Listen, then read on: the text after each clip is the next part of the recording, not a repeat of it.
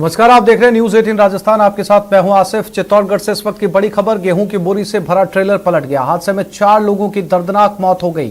3 मजदूरों की हालत गंभीर बताई जा रही है। घायलों को अस्पताल में भर्ती करवाया गया। बस्ती थाना अंतर्गत मायरा के पास यह हादसा हुआ है।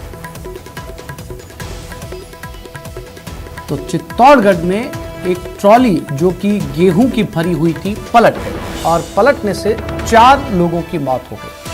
3 मजदूरों की हालत गंभीर बताई जा रही है।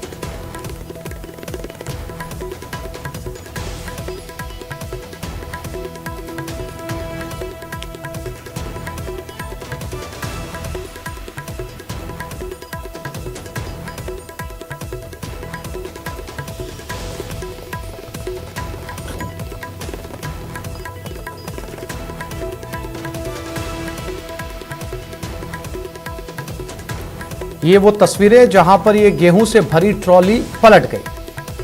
अंदाजा लगाया जा सकता, काफी बड़ी लॉरी थी ये, जिसमें गेहूं की बोरियां भरी हुई थी और इसके पलटने से बताया जा रहा है कि 4 लोगों की मौत हो चुकी है। 3 लोगों की हालत गंभीर है। बस्ती थाना अंतर्गत मायरा के पास सड़क किनारे यह हादसा हुआ। चित्तौड़गढ़ से इस वक्त की बड़ी खबर।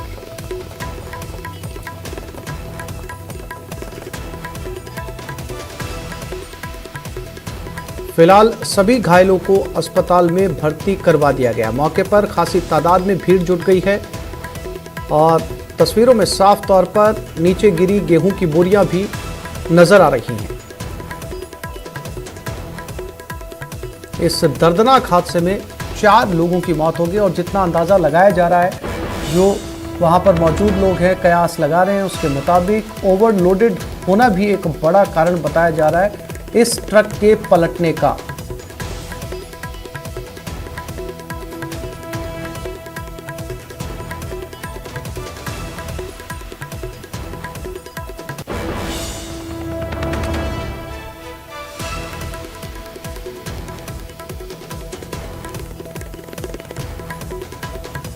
ये चित्तौड़गढ़ से तस्वीरें जहां पर ये बड़ा ट्रक यहां पर सड़क के किनारे पलटा हुआ है। गेहूं की बोरियों से ट्रक लदा हुआ था। पलटने की वजह से एक दर्दनाक हादसा हुआ। 4 मजदूरों की मौत हो चुकी है। फिलहाल तमाम लोगों का जमघट यहां पर नजर आ रहा है।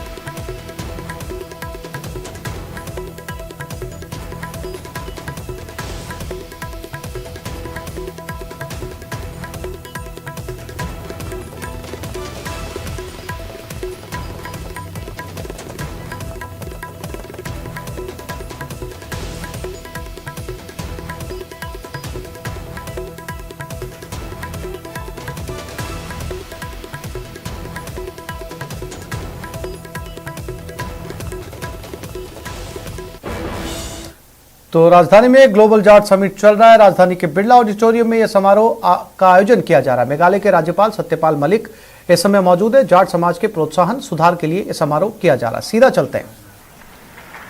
उसमें किसी का नुकसान होता है एमएसपी लागू हो जाने से। जिन्हें एमएसपी से किसानों की जो डिस्ट्रेस सेल है वो चाहिए और किसानों को कम दाम पे उनका माल खरीद के फिर बड़े दाम पे बेचने के लिए जो बैठ गए बाजार में।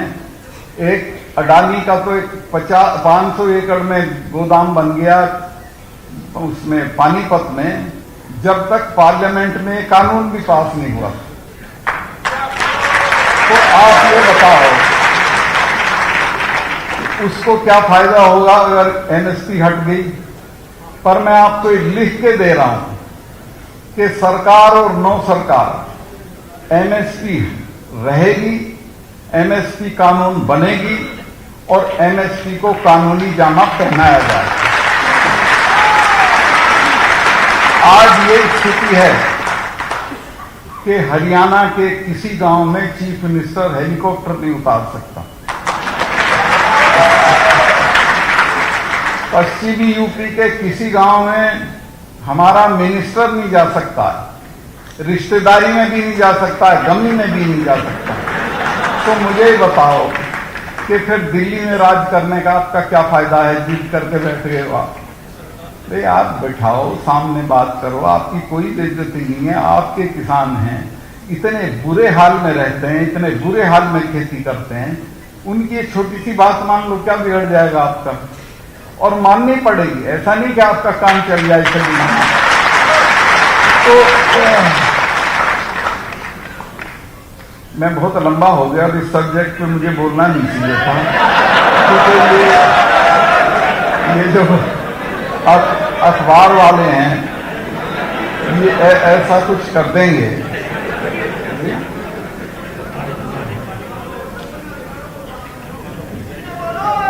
एक मैं ये कहना चाह रहा हूं कि एजुकेशन का देश में ये हाल है, मैं मिनिस्टर रहा हूं पार्लियामेंट्री अफेयर्स का। एक आपके यहाँ के मिनिस्टर थे जो गवर्नर हो गए, मेरे अच्छे दोस्त हैं, जगदीप जी।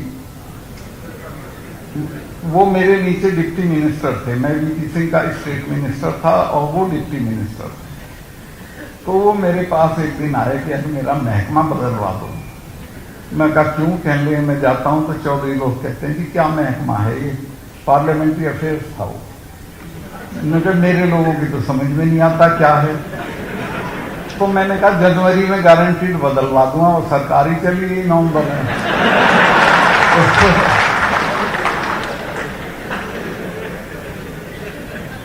ये जो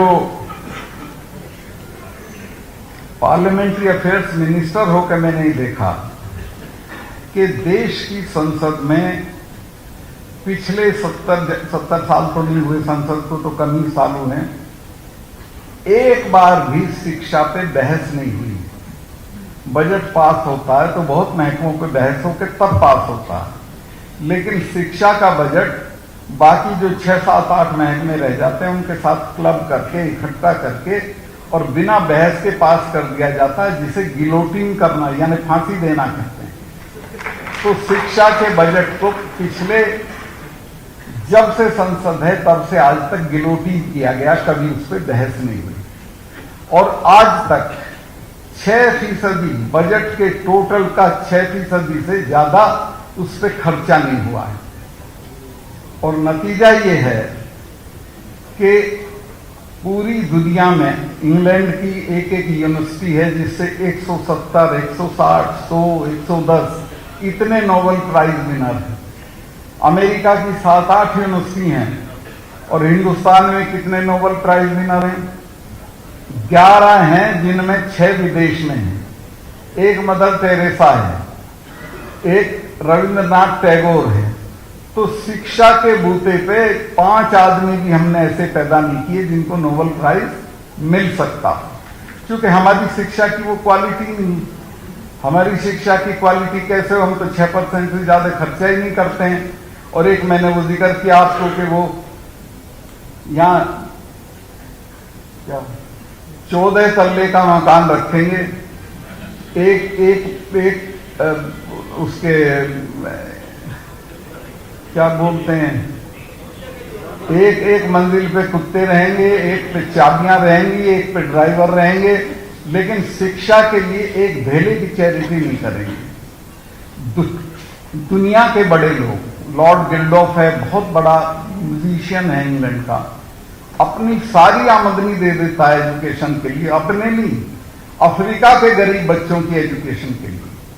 और जहां जहां दुनिया के राज्याध्यक्षों की मीटिंग होती है वहां जाकर उनसे कहता है 2 पैसा मांगता है। ऐसे लेवी है, लीवी करके है, ये दोनों संगीतज्ञ हैं। ये जो आपका माइक्रोसॉफ्ट वाला है, इसने अपने पूरी दौलत का करीब 90-95% दान में दे रखा है शिक्षा के लिए। लेकिन हमारे यहाँ जो ये पैसे वाले हैं, लड़की की शादी में चेक से 300 करोड़ रुपया खर्चा हुआ है, और बिना चेक कितना हुआ होगा आप अंदाजा लगा लो। ये करेगा, लेकिन 1 पैसा सिपाहियों को या हमारे इनको शिक्षा वालों को, हमारी संस्थाओं को दान नहीं देगा यहाँ का। तो मैं ये कहता हूं कि भाई इनको तुम क्यों सेठ मानते हो, इनको तुम क्यों बड़ा मानते हो? तो सड़े हुए आलू की बोरी हैं, ये तो नहीं। इनका सम्मान ही मत करो समाज में उसका सम्मान करो जो अपने हिस्से का दूसरे के लिए दे। जो यहां दान देता है, नाम बुलवाता है, उसका सम्मान करो। अपने घर कोई लिए बैठा, हमसे क्या मतलब है। तो कुल मिला के मैं बहुत लंबा बोल गया, इतना मुझे बोलना नहीं चाहिए था। और ये अखबार वाले अब इसको 1 हफ्ते का मामला बना देंगे, पता नहीं क्या है।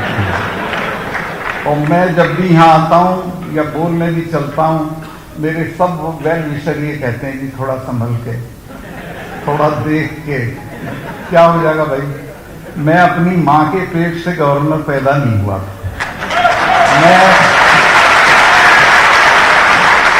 मेरे पास जो है उसे खोने के लिए हर वक्त तैयार रहता हूं, लेकिन मैं अपनी आत्मा, अपना सोच, अपने कमिटमेंट को कभी नहीं छोड़ सकता।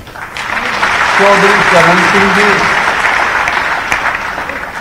मैं उनके सानिध्य में क्या, मैं तो कहूं कि चरणों में बैठ के काम किया। एक ही बात कहते थे, उनकी बहुत सारी बातें जो याद रखनी चाहिए, लेकिन वो ये कहते थे कि अपने वर्गों के सवाल पे कभी समझौता मत करो। अपने वर्गों के सवाल पे जो तुम्हारे पास हो उसे छोड़ने के लिए तैयार रहो, लेकिन समझौता मत करो। बहुत सी उनकी कोशिशें एक हैं, वो कहते हैं कि दिल्ली, एक किसान को एक निगाह अपने खेत पे और एक दिल्ली पे रखनी चाहिए। दिल्ली का रास्ता खेत से होके जाता है। तो बहुत बातें थी जिसमें ये खास थी कि अपने वर्गों के हितों पे कभी कोई समझौता मत करो। तो मेरा भी वही एटीट्यूड है कि मैं कुछ भी छोड़ सकता हूं, लेकिन मैं ये नहीं देख सकता कि किसानों के साथ जुल्म हो रहा हो, वो हराए जा रहे हैं, उन्हें भगाया जा रहा हो और हम अपना पद लिए बैठे रहें। तो इससे बड़ी लानत की कोई बात नहीं। टिकैत का लड़का जिस रात रोया है, रोते ही कई हजार आदमी उसके घेर पे पहुंच गया।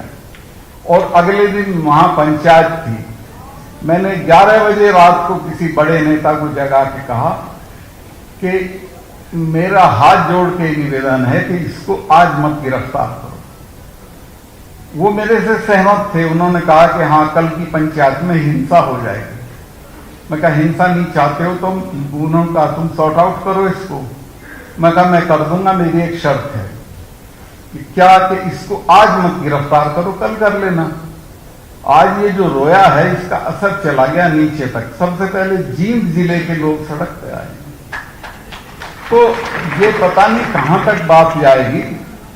तो वो मैं उनका धन्यवाद करता हूं। 1 मिनट में मान गए। उन्होंने कहा मैं भी सब फोर्सेस को वापस बुलाता हूं, तुम उसको को मेरे से बात कर ले। उसने फौरन फोन किया, बात हो गई। उन्होंने कहा अपने भाई को कहना पंचायत में कोई हिंसा नहीं होगी। उसने कहा कि मेरी गारंटी है नहीं होगी। और वो बाहर है, उस दिन से आज तक गिरफ्तार तो नहीं हुई। तो असली बात यह है कि जो ऐसे मौके होते हैं उनको अवॉइड किया जाता है। सरकार में भी ऐसे लोग हैं जो किसानों के पक्ष के हैं, ऐसा नहीं है कि नहीं है, लेकिन एक आध आदमी के सर में ताकत इतनी घुस गई है कि उसको जमीन नहीं दिखती। लेकिन हमारे गांव में कहते हैं कि घमंड तो रावण का नहीं रहा। किसी ना किसी दिन ये बात समझ में आ जाएगी कि ये गलत है, और मुझे लग रहा है बहुत जल्दी आ जाएगी ये बात समझ में। और किसान दिल्ली से हार के नहीं आएंगे। उन्होंने भी तय कर रखा है कि हम इस काम को पूरा ही करके जाएंगे। 1 साल लगे, 2 साल लगे, 3 साल लगे, 4 साल लगे, वो जीत के आएंगे, कामयाब होके आएंगे, क्योंकि वो अपने लिए नहीं लड़ रहे हैं। एक और दिलचस्प बात बताता हूं इस देश की। यहां ये प्रचार होता है ये तो 3 स्टेट का झगड़ा है सिर्फ, पंजाब, राजस्थान और हरियाणा का कुछ का नहीं, पंजाब, हरियाणा, राजस्थान का कुछ टुकड़ा और वेस्टर्न यूपी का कुछ टुकड़ा। वो गलत फहमी में है। जब ये किसानों ने बंद की कॉल दी तो मैं उसके अगले दिन मेघालय गया था। तो मैंने पता किया तो उन्होंने कहा कि यहाँ के किसान भी बंद कर रहे थे। आप अंदाज लगाओ, जब मेघालय का किसान भी इनके साथ है तो ये देश में अकेले कैसे हैं। ग्वालियर से मुझे किसान जो मेरे जानने वाले हैं उनके फोन आए कि हम आ तो सकते नहीं हैं यहाँ, लेकिन आप ये बता देना कि हम इनके साथ हैं। तो ये बहुत बड़ा आंदोलन है, इतना बड़ा आंदोलन कभी हुआ नहीं है। और मीर साहब, ये पैसे तो आते जाते हैं, इनकी मदद करो और इनको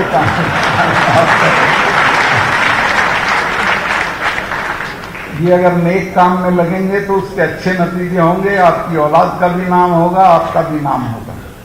मैं बहुत समय आपका ले दिया जो उचित नहीं था। एजुकेशन के बारे में बहुत चीजें मैं कहना चाह रहा था, लेकिन अब मौका नहीं है।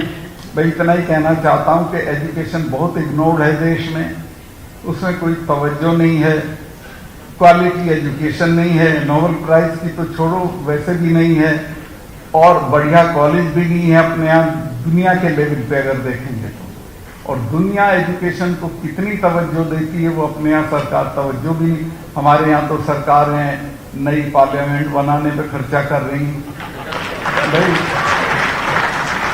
नई पार्लियामेंट के बजाय कोई बढ़िया वर्ल्ड क्लास कॉलेज बनाओ तो मेरी बात समझ में आती है, लेकिन वो उनका प्रायोरिटी नहीं है। तो ये हमें खुद करना पड़ेगा, क्योंकि हम पिछड़े हुए हैं और हम पे एक ही हथियार बचा है, ये आखिरी। क्योंकि ना बंदूक से लड़ सकते हो, ना लाठी से, एजुकेशन से लड़ सकते हो। अपने बच्चों को बढ़िया तालीम दो, फिर आपके बच्चे कहीं नहीं पिछड़े। आरक्षण आपको हो चुका है, इसी आरक्षण में इतनी बड़ी तादाद में आपके बच्चे निकल जाएंगे, और जब वो डीएम, एसएसपी और अफसर होकर बैठेंगे तो आपकी तो जय जयकार हो जाएगी। फिर क्या चाहिए आपको। लेकिन मैं फिर दोहराऊं, आप ये जो काज करना है, और मेरा एक साथी था, वो आया एक दिन, किसी कर्जे में हो गया। मैं क्यों? कहने मेरा बाप मर गया था पिछले महीने, गांव वालों ने बिठा के 40 गांव की चिट्ठी पढ़वा दी। मैं कहा फिर? कहने जी बहुत पैसे खर्च हो गए। मैं तेरा बाप इससे सूरजमल बन गया क्या?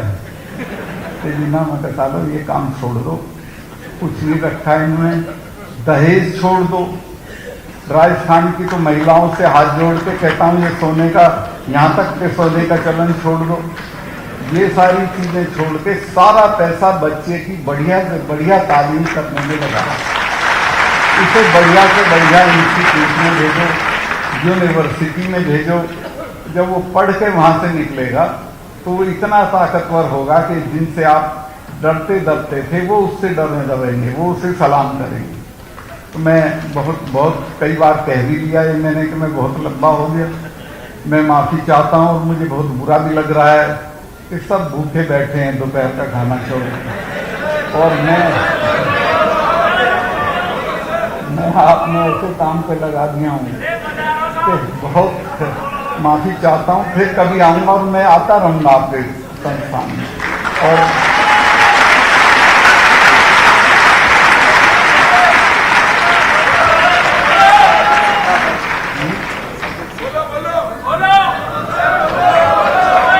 आज के लिए इतना काफी, कोई अंत नहीं है, मैं फिर आऊंगा, ठीक है। और अगली बार शायद मैं गवर्नर ना रहूं तो और खुल के बोल दूंगा।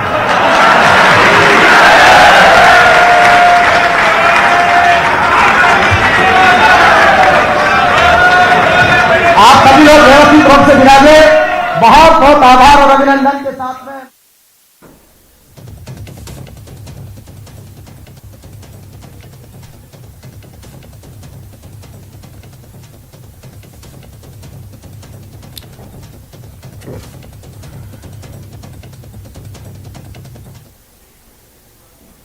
एक छोटे से ब्रेक के लिए रुक रहे हैं, जल्द लौटेंगे।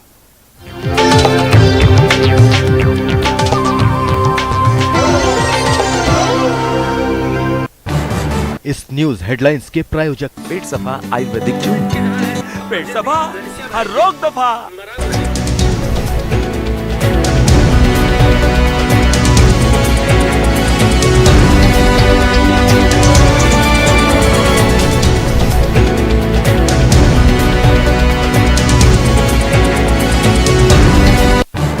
इस न्यूज हेडलाइंस के प्रायोजक पेट सफा आयुर्वेदिक जून। पेट सफा हर रोग दफा।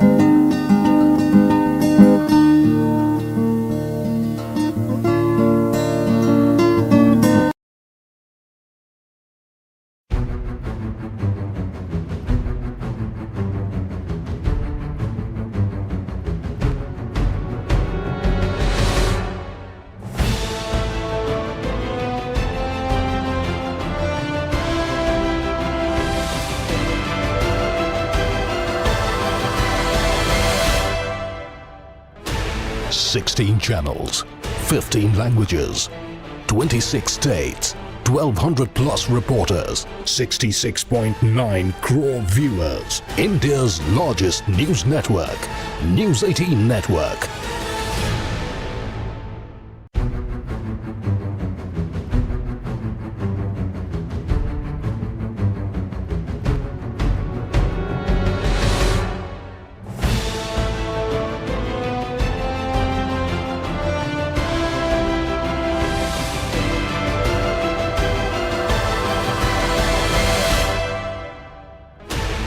Sixteen channels, 15 languages, 26 states, 1,200 plus reporters, 66.9 crore viewers. India's largest news network, News 18 Network.